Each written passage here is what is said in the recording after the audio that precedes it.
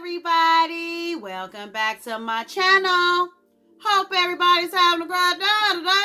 Hope everything's going your way today. Today, I'm coming to you with an eye look. Yes. Today, I'm coming to you with an eye look, swatches and review of the Dawngazing palette by the Beauty Crop. Yes, the Dawngazing palette by the Beauty Crop. So, if you want to see how the palette performs and get my take on this here palette, then just everybody, let's get started. Man. Okay, guys, so yeah, your girl's coming back at you with yet another indie brand makeup review. And with all these high-end brands sitting in silence lately, the indie brands have clearly been making their mark. And I must admit, guys, your girl's pretty happy about it, because for the longest time, guys, the high-end companies were trying to confuse us with release after release after release and taking all my coin. And indie brands need love too, guys. Thus here I sit with the Beauty Crop Dawngazing palette. And this palette is actually one of 3 palettes that comes from the Beauty Crop Gazing Palette collection. And this is actually the second palette in the collection that I'm actually reviewing for you guys. The first being the Sun Gazing palette. And the third one being the Stargazing palette that I will review for you in a later video.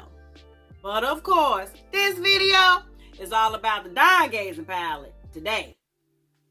First, let's talk about the packaging. The packaging is really cute. It's a pretty iridescent silver, pink, purple, shifty type palette. And it has Dawngazing palette written in purple, which appears to be surrounded by a silver lining. And this palette actually has a shooting star along with other stars and a few planets, which I assume depict the constellation. It has a sign on the back of the palette letting you know that the palette's cruelty-free. And it also has a symbol letting you know that this palette has a 12-month shelf life. And I was so intrigued by what Beauty Crop had to say about the Sun Gazing palette.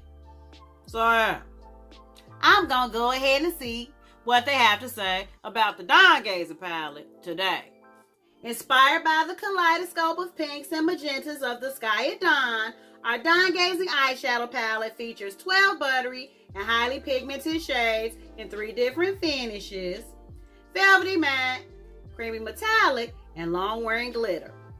This rich tone palette features 12 pink and purple shades that can be layered in infinite ways to create a vast array of looks in just one palette. Layer different textures to create unique combinations, or be bold and finish off the look with a glitter topper to create out-of-this-world eye looks. Uniquely formulated with jojoba and coconut oil, and is talc-free.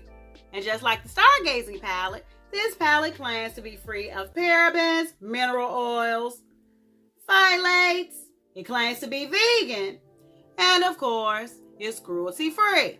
The palette doesn't have a mirror, but I don't much mind it, because come in my film room, you can find a mirror, or 2, or 3, or 10, or 20, or 50.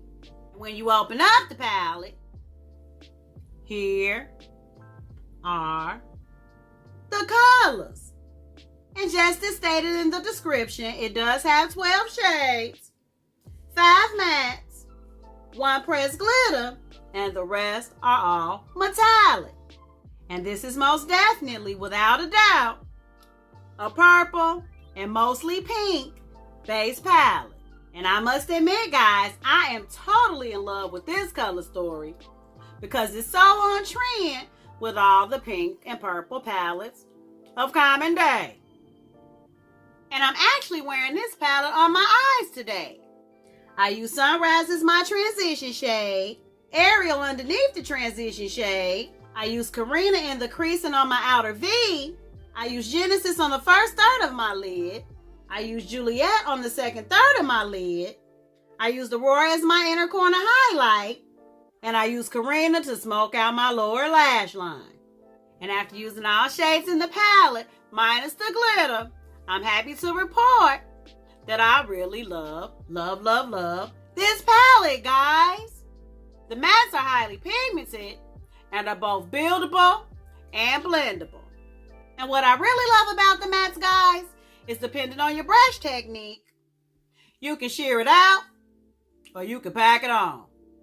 I use both the reverse technique and I also use the classic technique, which goes from the brow to the crease. And I'm glad to say, guys, using both techniques, the shades didn't get muddy and there was zero patchiness in sight. And the metallics play absolutely no games. I used a dry brush and I didn't even have to cut the crease. And one thing I absolutely love about the Dawngazing palette that the Stargazing palette lacked is the ratio of mattes to metallics. Because when looking at the shade ranges that the mattes in this palette has, in addition to the shade ranges of the shimmers, you can totally create an array of looks. If there was just one area of opportunity I would say this palette has, and believe me, it's just one, yeah, the fallout is real. And believe it or not, guys, the shimmers are actually more so the culprit than the mattes. But when working with metallics that have the amount of pigment that the shades in this palette does, you're bound to get fallout. It's practically inevitable. And besides, there's no need to throw the baby out with the bathwater, because other than that, guys, I have zero complaints about this palette. And though the Dawngazing palette is definitely an original palette, if I had to compare it to a palette in my collection, it would be the Huda Beauty Nude. Because when looking at the palettes stacked one on top of the other, these palettes look like they could definitely be related. And I'm actually more impressed with the glitter and the mattes in the Dawngazing palette because they look a little less like uncooked chicken. The shades on top are the Dawngazing palette, and the shades on the bottom are from the Nude palette.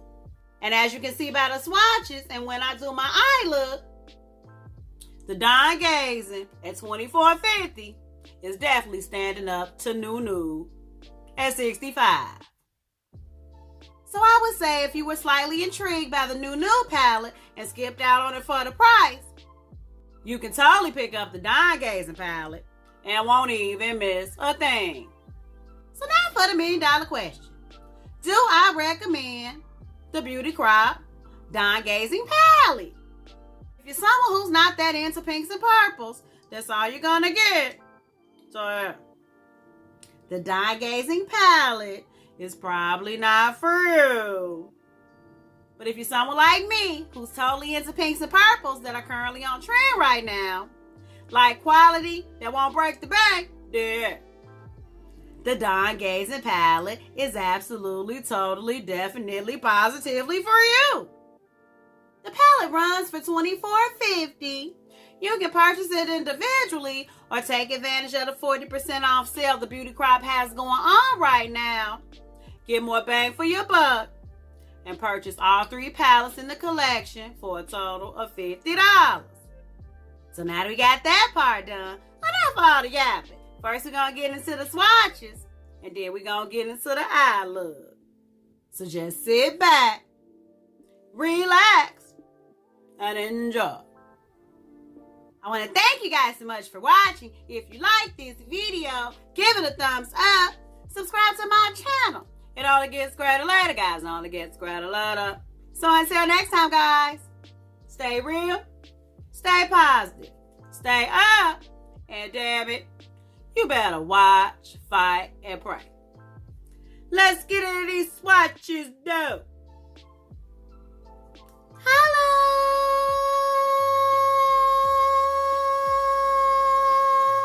We got Aurora, Sunrise, Horizon, Genesis. We've got Leo, Lynx, Karina, Saren. We've got Ariel, Juliet, Twilight, and Sunshine.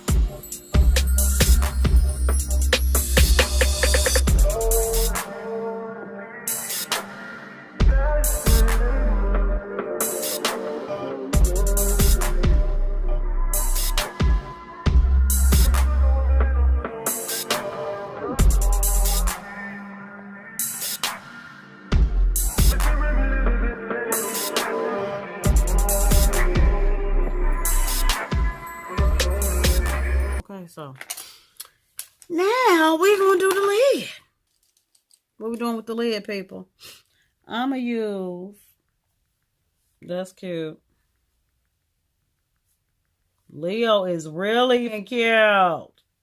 So I'm using Leo. Lynx is bomb. Okay, so I know what I'm using. Juliet looks hot. Oh, Juliet's got in the Brown family. So she can stay. So I know what we're using. We're using Leo, Lynx. Let me see what Genesis looks like. Lynx and Genesis look too close, so we're going to use Leo, Lynx, yeah, and Saren. Beautiful shades. Leo, Lynx, and Saren. There we go. Leo, Lynx, and Saren. Leo, Lynx, and Saren. Okay. There we go. Leo, Lynx, and Saren. Let's hit this on.